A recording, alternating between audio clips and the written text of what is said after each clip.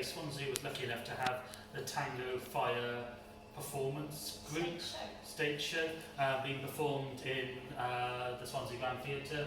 As a club, we like to encourage all tango and support all tango in the local scene. So we, as a club, block booked tickets and went and watched it. Many of our club members were feeling inspired. And we've decided then in our lunchtime class today that we were going to compare Tango Fantasia, or Fantasy Tango, or Show Tango, to Social Tango. So obviously Social Tango is what we tend to teach, because that's what the majority of people who dance Argentine Tango tend to do.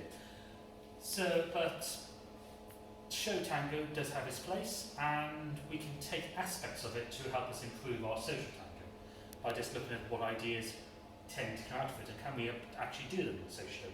So we start off with our general embrace, which should be relaxed and comfortable, because we could be dancing for many hours over the course of Milonga. With Show Tango, it's about aesthetics, professional dancers doing this a lot, so they tend to dance or hold themselves in a slightly different way, so they might create a straighter aesthetic line, there might be a bit more rigidity in their body to create a more aesthetic look, which is more painful to hold. So for the rest of this video, we're going to go back into our social style tangos. That is something to bear in mind, to try not to aspire to a show tango dancer, because it does take decades of work just to be able to hold yourself in those sort of positions, and it may not be particularly conducive to social dancing. Anyway, we start off with taking a side step to the left and just walking outside and coming back in line. We then looked at how this could be possibly changed into a show routine. So if we were doing show, we're trying to impress an audience which may not be a tango dancers, it's to entertain. So we're looking at things like making things bigger and being more impressive. So instead of just going straight into the side step, we could do something like a big sweep backwards before going into a side step, really driving through and taking more of the space. Of course, we can also do this in social tango, we can actually lead this. But bear in mind, in social tango, there'll be other people on the floor, so doing really big sweep backs may not be such a good idea, but doing maybe a smaller sweep and leading it. So you can see how elements of show tango can be brought into this.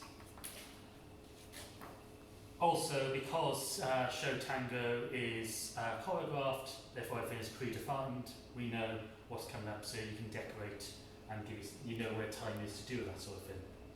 We then went into a back show, so taking the side step to the left, twisting our chest to the left, side step to the left, pivoting the follow around, side step to the right, and moving.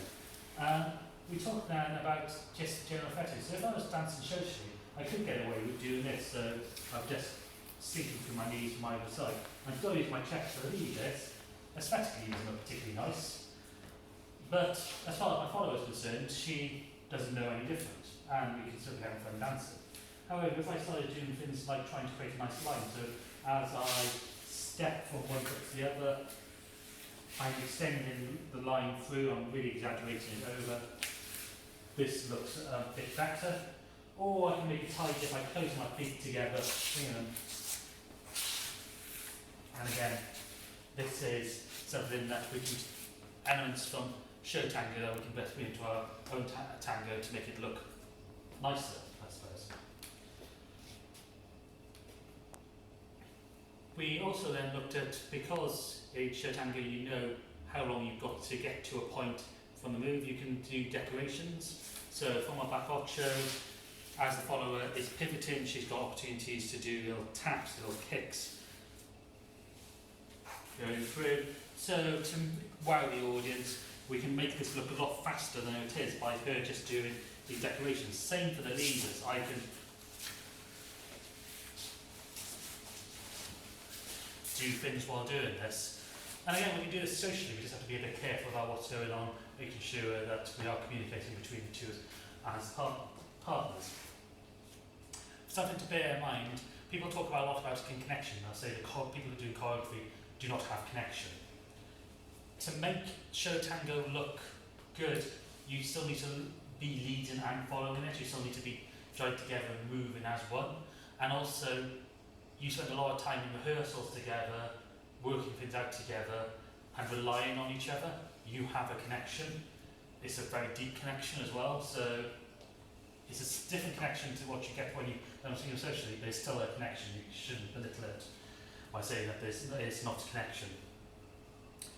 Finally, we looked at in show tango you get lots of boleos, lots of ganchos, so we just looked at ones that we can do socially. So from our back off show, if when I step to my side to my right, if I step forward slightly, take the follower up into a little boleo, she's in position here, so in show tango, if it is choreographed, she can go into that position and I can move around her.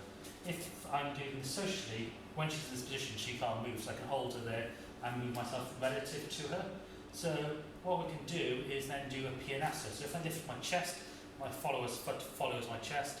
If I bring it around to my left, I can get the little kick behind, send it back and do as many as possible, as many as I like. I can do it low on me, I can do it high. If you're a show dancer with flexibility, all of years of dancing, you can really get the leg up high to do all this sort of thing. And then you just take her out and walk out. So that was the lunchtime class.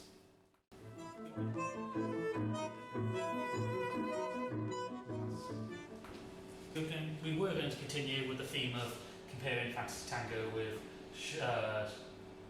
social tango, and in particular this time we're going to look at the heroes and how you can add bits in to make it look more than what it is.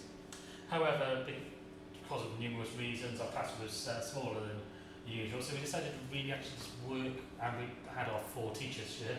We decided to work with those that were here, so that on what they their technique of what they wanted to work on. So part of this was mainly to do with the walk and actually movement in tango.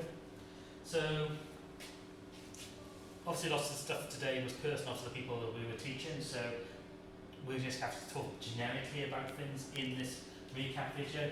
So we started off with tango posture.